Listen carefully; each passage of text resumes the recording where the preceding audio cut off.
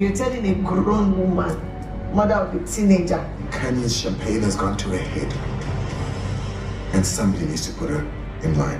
When it comes to me, to smashing you, it'd be very difficult for you to let me go. I pretend a lot. When somebody walks in the room, he wants to smash them. You can't dictate if she wants to dictate.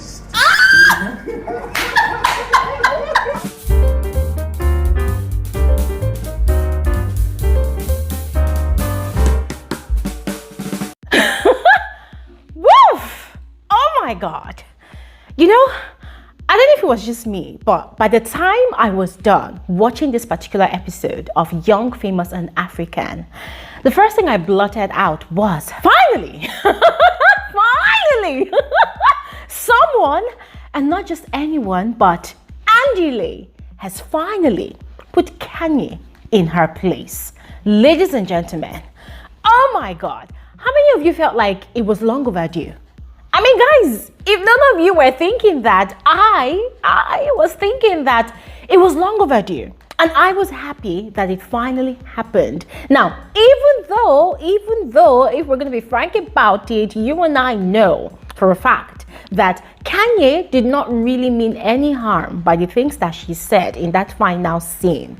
Guys, in a way, we just knew that someone needed to just shut her up for a second. Yes. And that was what exactly happened. And I loved it. So in as much as I totally loved episode 2, that particular scene was my highlight. So quick question to all of you. What was your highlight of this particular episode? Please go ahead and share in the comment section below. Not just the final scene of episode 2, the whole of episode 2 was really outstanding for me. And I cannot wait to dig into it, guys. We're going to go into it. We're going to analyze. We're going to dissect each and every single event that happened, and then we're going to talk about it on this particular episode of Frankly Speaking with Gloria Elijah. So please make sure you watch till the end. Do not skip, guys. Don't do it. Don't skip. Make sure you watch till the end, and as usual, I will urge you all to go ahead and share with me your thoughts in the comment section below. And officially, you are all specially welcome back to my YouTube channel. My name is Gloria Elijah. This is Frankly Speaking with Glory, and I am the girl with the tea. Now, great news, guys. Finally, I have launched my new channel. It's called Simply Glory Elijah. I talked about it before. Now, I promised you all that when I launch the new channel, I'm going to go ahead and share the link in the description box. So there you have it. Go ahead, run us the description box, and please subscribe to the new channel. All right. I already dropped an intro video, so go ahead, watch it so that you will have an idea of what we're going to be doing on the new channel. All right, if you're new here or this is your first time coming across my video, coming across my face, coming across my channel, you are especially welcome. But if you've been here a while, or maybe you're still new and you are yet to subscribe, guys, it's quite easy. Please do not hesitate to do exactly what you see on your screen. And yeah, that said, let's quickly get into the details of this conversation. I particularly loved the way this episode started. It was so dramatic, seeing Kanye, you know, taking it upon herself as the savior, as the leader of the group, you know, to call for emergency meetings, to discuss people's reactions and people's attitude, you know, at Diamond's party. And guys, it just made me realize that aside being bossy, aside loving to be the alpha female, Kanye could also have what is called hero's complex, or should we call it savior's complex. You know, in her head, there's a problem, there's a situation, and it was up to her to resolve all the issues that everybody has. And guys, it was quite hilarious to me because it was funny how she herself did not see that she also has a problem. Yes, a problem of wanting to be in everybody's business, which is absolutely not necessary. She at first gone ahead to hold an emergency meeting with K-Leg and Annie, you know, to get answers to her questions. But then it backfired. She did not really get the responses that she wanted to get, as Khanyi was not ready to spill or even talk about what the problem was with, you know, between herself and Swanky, because even she herself did not know why Swanky was upset with her. Now, just as that was happening, Swanky had invited Nadia to his space to discuss the drama at Diamond's party as well. Now, Swanky was upset with Nadia for not giving a warm welcome to Bonang. And so he kept on, pushing and pushing. But then Nadia had to disclose that she and Bonang, they were almost like sisters back in the days, but both of them are yet to resolve their issues. Now, the same Swanky who was pushing for Nadia to spill her own issues with Bonang was also refusing to spill about his own issues with Annie. According to him, he wants Annie to really feel the heat of her betrayal to him. But then one thing I appreciate about him though is the fact that he did not spill. At least for me, that gave me hope that, okay, even though the guy was just being childish in this particular season, right, at least he still had a bit of regard for his privacy, the privacy in his friendship with Annie. Now, as that was going on, Kanye was busy brainstorming on what exactly to do, to help everybody resolve their issues. But guys, the way I was seeing this her concern was she wanted to know the tea in everybody's business. Side note, initially when Kanye was sharing all of this concern, guys, I was kind of feeling like, okay, maybe she was just being genuine. Maybe she was just genuinely concerned about the break in the friendship, in the bond that the group had in season 1. But then another thought occurred to me that no, Kanye is nice, but I don't want to think that on the show she's that nice. I just feel like from the way Kanye had portrayed herself from season 1, it was just very obvious that she's sort of feeling powerless, not being in charge. She's sort of feeling powerless, not knowing the tea of everybody's business. And so I felt like, okay, fine, all this, wahala and concern and inquiries that she's making here and there, it's just her own way of trying to bring everybody together so that she can regain control. Yes. Now, on to Diamond's meetup with Fantana at the studio, guys. You see, that scene was just so hilarious. Yes, it was just so hilarious and steamy, of course. So all in the guise of inviting Fantana to the studio to create music, this guy actually called her to shoot his shot, to make his moves on her, literally to, hint her that he wants to smash. I mean, guys, their conversation was so steamy, so erotic. I mean, imagine Diamond asking Fantana if she squirts. Are you type of normal? Okay, I'm far from normal. Oh, you're like an old squirt. Hey. And she was just playing along, obviously enjoying the conversation, enjoying the attention. And guys, you see, I was really mad at Diamond. Because I felt like, okay, for someone that's overly protective of his baby mama, that's Zari, and his kids, this is a man that is just fully, in his manly era, right? Just having the liberty to flirt, to do whatever, and to just get dirty however he likes with another female that's just been newly introduced to the group.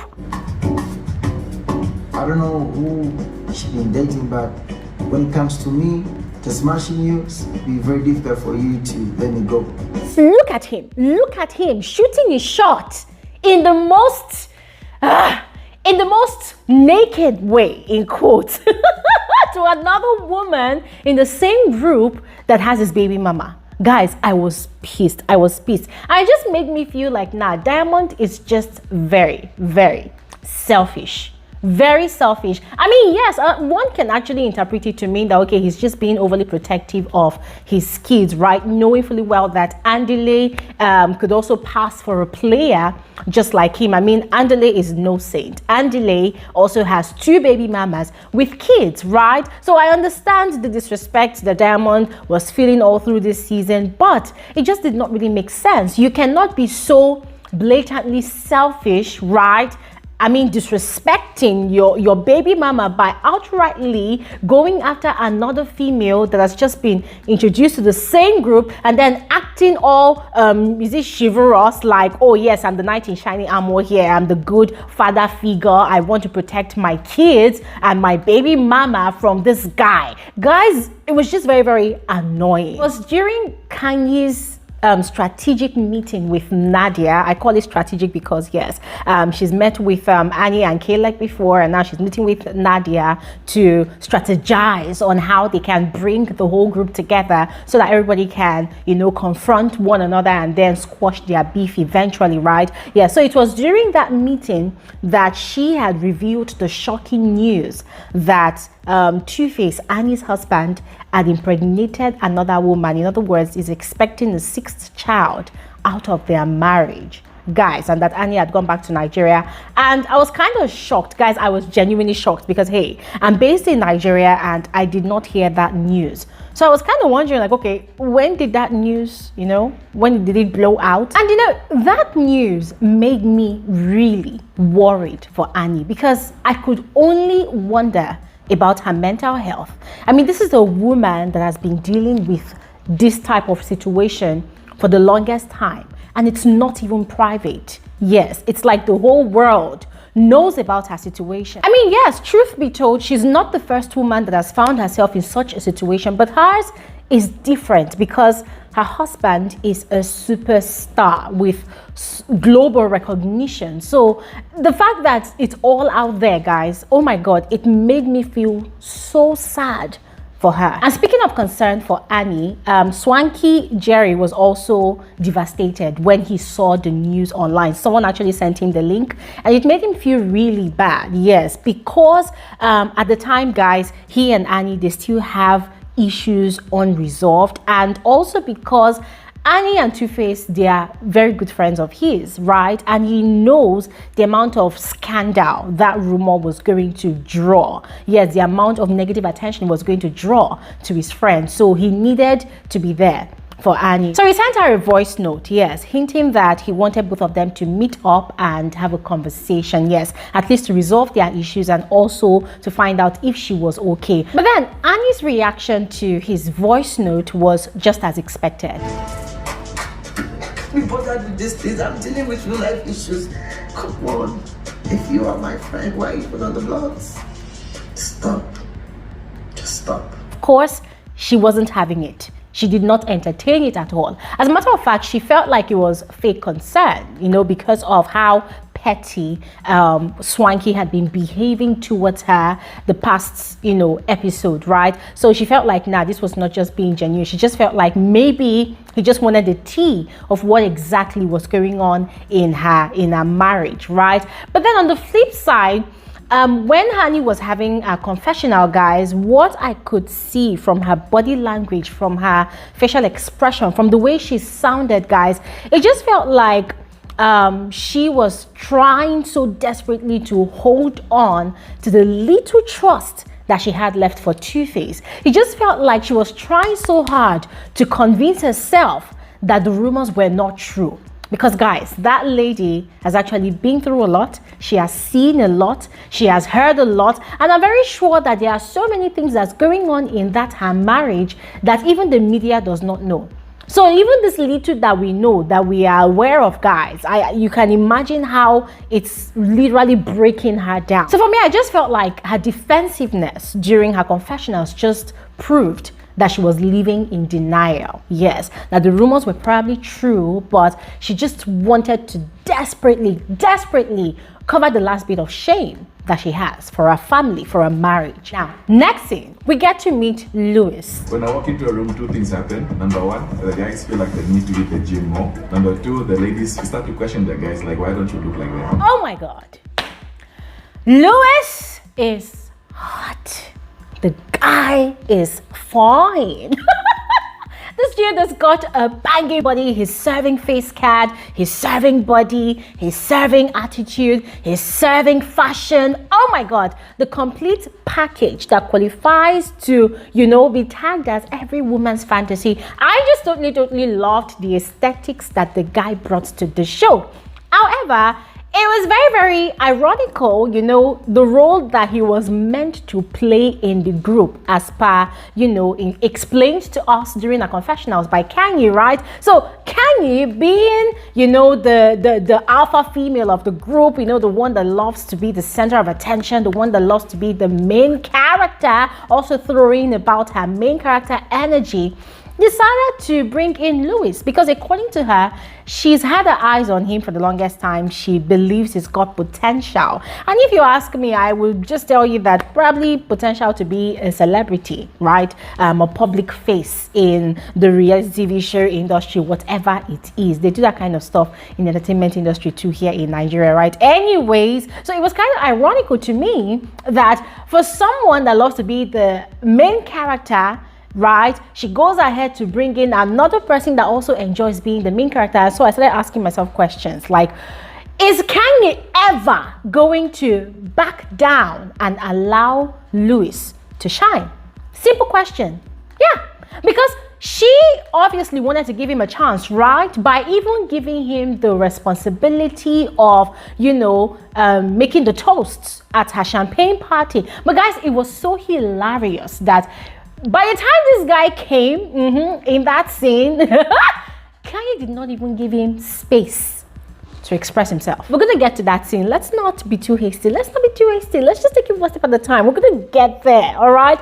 But then from that same scene, we got to know that Louis sort of has unfinished beef, unfinished scores to settle with Diamond. So apparently both of them had a mutual ex. Yes, he had dated Diamond's girlfriend. It had gone viral. It had been very, very scandalous. But then much later we got to find out from Diamond that the law of karma had, heavily visited Louis because his very good friend had also carted away his girlfriend at the time, and he had become a laughing stock in the entertainment circle. So guys, it's just messy.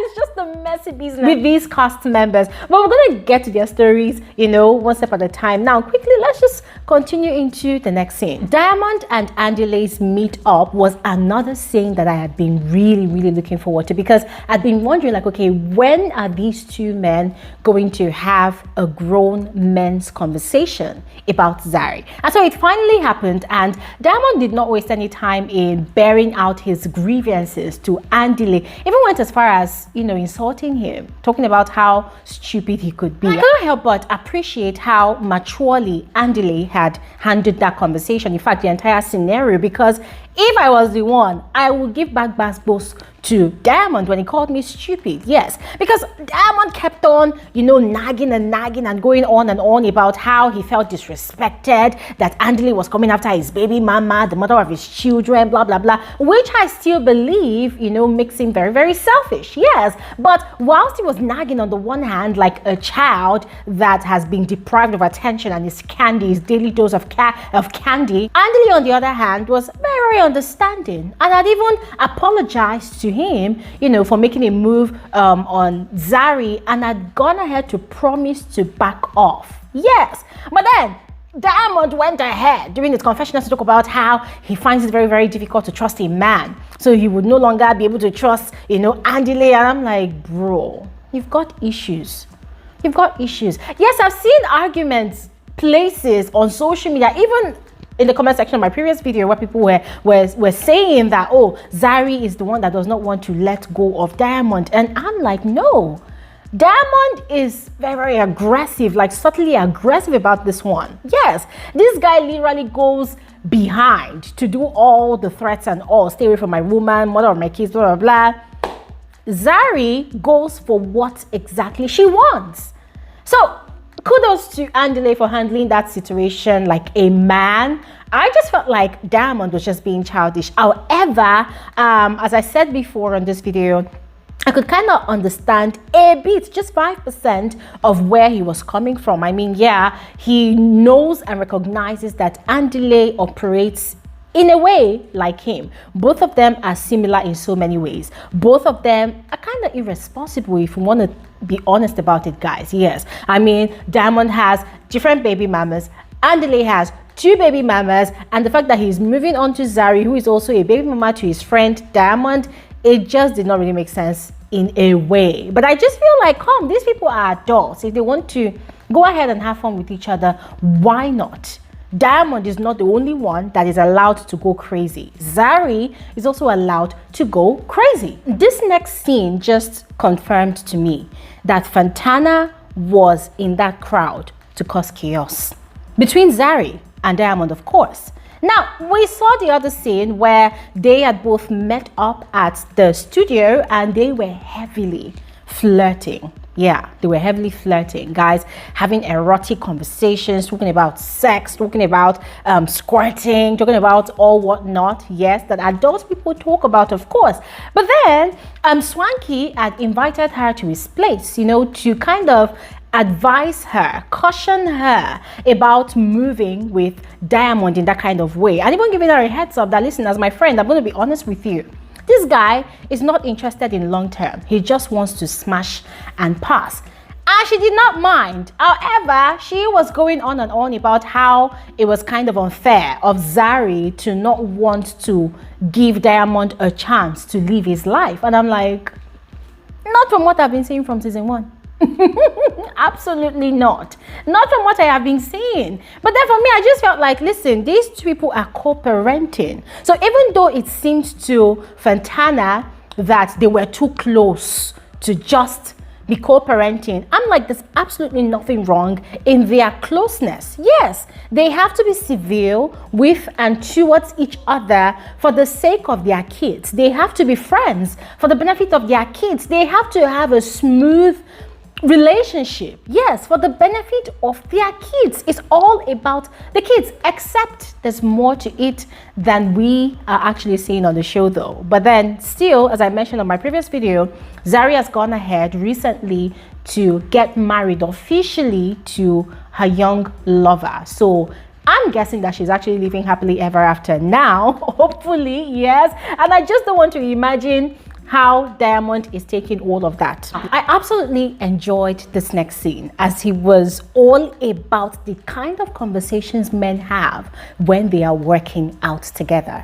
Guys, so Naked DJ had gone ahead to invite Diamond and Andile for conversations and also to make peace. Now, he probably wasn't really aware that they had also met up and had their conversations, but then he had met up and he had, encouraged a group hug, and then they had gone ahead to discuss Fantana's banging body. Now, Diamond did not waste any time in declaring his intentions to just smash and pass, but Andile, on the other hand, was, trying to sound like the voice of reasoning amongst them, by saying that, wouldn't Diamond be at least interested in getting to know her better and just getting to have more conversations with her? And guys, Naked's reaction to that statement from Andile was just so freaking hilarious. Now, whilst Naked found that funny, Diamond was still kind of sulking, over the fact that, well, Andile is trying to pretend like he's the better person. And guys, I could understand where that was coming from. It was very obvious that was coming from a place of, comparison. Like, dude, you cannot afford to come and, portray yourself as the saint over here. And after all, and both of us, we've got baby mamas. I've got maybe 2 or 3 or more. I've got 2 baby mamas, and you're also coming after my baby mama. So guys, you could just sense the competition there, and the fact that Diamond did not want to be the demon alone in the group. Yeah, he wanted Andile to remain the bad boy, just as he is and will always be amongst them. Finally, moving on to Kanye's much awaited champagne get together. Let's not call it a party, because it's definitely not a get together, of course. Now, let's start with the view. Ladies and gentlemen, it was giving class, it was giving luxury. I loved it. And I loved the way all the cast members walked in looking banging, everybody looking forward to the drama that was going to happen. And what is a party with these people without drama? So yes, Kanye was already prepping Louis, as a distraction in the party. Now guys, remember, we've talked about how her plan was to use that moment to introduce Louis into the group, give him a chance to give a toast, and also use him as a distraction from any craziness that was going to happen at the party. But guys, funny enough, that did not happen. We're going to get there. Now, the drama started when Zari walked into the room looking regal, looking queenly as usual, and Andile could not resist. So they both said hi to each other, but then Andile was trying to keep his distance. And then she asked that, oh, have you had a conversation with Diamond? And that was where he revealed that, okay, this is what I said to Diamond, that I'm going to back off, right? Because I don't want to offend the relationship that we both have, and I don't want to cause any rifts in the group. But then Zari was not having it. Zari was pissed. She was pissed because for her, she was having fun, you know, she was enjoying her time, you know, having conversations with Andile. Now, Naked, who already could foresee the drama that was going to erupt in that space, you know, had approached both of them and was trying to break off their engagement. And that was when Diamond walked in. The guy was already looking, his face was already looking like shit. This dude was ranting during his confessionals about how he felt disrespected all over again. I'm like, bro, calm down. Every time you're always feeling disrespected. Put down your freaking ego, man. You're no saint yourself. Now, Zari, on the other hand, was really pissed at the whole situation because she felt like, hey, she's not a child. She's always happy when she's with Andile. So what is wrong with everybody? Now, guys, here's the part that really irritated me. When Swanky Jerry walked onto Andile and was telling Andile, oh, I thought you already had a conversation with Diamond. I don't want any drama in this place. And I'm like, hello, excuse you, who are you again? Like, are you everybody's father or everybody's mother? Are you the one that will now dictate who should fraternize with who in the group? Guys, I just felt like that was just unnecessarily childish again. Kanye's reaction to Annie's arrival just literally confirmed all of my perceptions about her, loving to be in control, in charge, and loving to know something about everybody's business in the group. Because when Annie arrived, she was sounding so commanding, you know, and I get it, guys, that it's possibly coming from a place of care, a place of concern, a place of love, or a place of genuineness, right? But she was literally sort of scolding Annie, right? That's mildly scolding Annie, you know, for not taking her calls, for not responding to her, trying to reach out to her, you know, for leaving Nigeria and then coming back into her town, South Africa. Like, she literally referred to South Africa as her town. So when she was going on and on like that, I'm like, the audacity. Wow, the audacity. But then Annie had gone ahead to tender an apology, right, for all of that.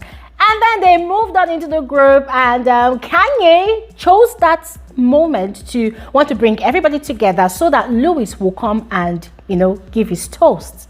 But guess what? It did not go as planned. Hold up a second. Before we talk about that disaster of a toast, let's first of all address the beef between Kanye and Bonang. I don't know why I didn't invite Bonang. She slipped my mind. Next time. Oh my God. Kanye. So, guys, we've talked about it on my previous video that Kanye is obviously threatened by Bonang's presence, even Bonang's entire existence, right? Not to talk of her becoming a part of the group. And guys, it was very obvious in the fact that she did not invite Bonang to the party. Yes, she invited every other person, including the new 2 cast members, Fantana and Louis, but she did not invite Bonang. And when she was asked, what did she say? She said it skipped her mind. Hell no, we know for sure that Bonang can never skip Kanye's mind. As far as Bonang exists in that industry with Kanye, Bonang will always be Kanye's worst, like, biggest nightmare. It was time for Louis to give his toast, but guess what? Instead of her to give the introduction, she started talking, rambling and rambling, going on and on about all the beef that exists in the group. And Louis was so embarrassed. I mean, for someone that loves being the main character, for someone that loves being the center of attention, I mean, this guy was probably thinking that he was going to have the floor to himself. He was going to own the floor, you know, captivate everybody's attention and then shine all through that moment. But guess what? It was not to happen at all. And the guy was so embarrassed. Even Diamond was having a good laugh, right? Like literally smirking when he was just looking at the guy's face and the way he was so uncomfortable in the circle. We know that Kanye talks a lot. In fact, I feel like she lost the sound of her voice. So while she was talking and talking and talking, that was how she blurted out, F you, Annie, and what's his name now, Swanky, F you, Andile, and Diamond. Like, she was literally giving the middle finger to the people who were obviously having beefs in the circle. And guys, in Annie's confessional, it was very, very obvious that she was livid. She was not having it. She was very, very upset. As far as I'm concerned, two strangers in this group, and you're telling a grown woman, mother of a teenager, me, fuck you in front of these kids. That was the height of disrespect. But then I was equally upset because I felt like, no, Annie, no. It's not about going to your confessionals to go and wag your tongue. When you have the opportunity of someone to respond back to someone who's disrespecting you, just go ahead and do it. Which one is in front of everybody, you're looking calm, but then in your confessionals, you're roaring like a lion, right? Doesn't really make sense. But then I love the fact that Andile stood up and was not having none of it at all. So are you comfortable being called out like that? Are you comfortable being called out with Annie like that? They're not. They need to get to their point. Then let's put all the issues on the table. Put your issues on the table. Put your issues on the table. Let's all put the issues on the table. I mean, dude was livid and he stood up and he started, like, guys, he literally went at Kanye instantly. Yes, and I love the fact that he did that because, guys, it was long overdue. It was long overdue. Kanye does too much sometimes, and sometimes she doesn't really mean any harm, but then I feel like she needs to understand that in as much as they roll in the same industry, they're on the show together, they're still strangers. You need to understand people's temperament. You need to understand what works for different people. I mean, it's very obvious that she has a certain way of addressing her friends, of talking to her friends, but then she also needs to understand that that way, even though it works for her and her friends, it doesn't really work for everybody. And it was so obvious that it did not work for Andile at all. This guy was pissed for him. You do not have the right to dictate how I should behave, guys. Yes, and I loved what he said, and he was giving it to her hot, in and out of the confessional room. Yes, but on the flip side, the way I interpreted Andile's reaction was he had his emotions all pent up. He needed to forget his emotions at that point in time, and he needed an avenue to transfer his aggression. So unluckily for Kanye, she became, you know, in quotes, the victim. Yes, she was at the receiving end of it all. Because, guys, think about it. A grown-ass man, an adult for that matter, yes, somebody or people's baby daddy, people's father, yes, a big man like that is in a room and is being chastised and talked down on like a child by other adults on how he should conduct himself and how to relate with a woman that he fancies. Guys, I just felt like the whole thing had really gotten to Andile. He was already fed up with the nasty attitude of the other people around him, and then Kanye just literally made him explode by coming up with that FU speech. Yes, guys. So in a way, I kind of feel like it was kind of justified. Yes, because if we think about it, it would have been okay if Kanye had made that statement without the presence of Fantana and Louis. But for the fact that two new strangers are in the group and Kanye did not just deem it fit to just shut up for once, but goes ahead to try to throw our authority around, guys, I just felt like she had it coming. And that was how episode 2 ended, guys. I know for sure that there's more drama to come at that party. So I'm literally waiting patiently to dive into episode 3. But in the meantime, I would love to know your thoughts about this particular episode. So just go ahead and share in the comment section below. And I'll see you guys on another episode of Frankly Speaking with Gloria Elijah. Thanks for watching and have an amazing day. Bye.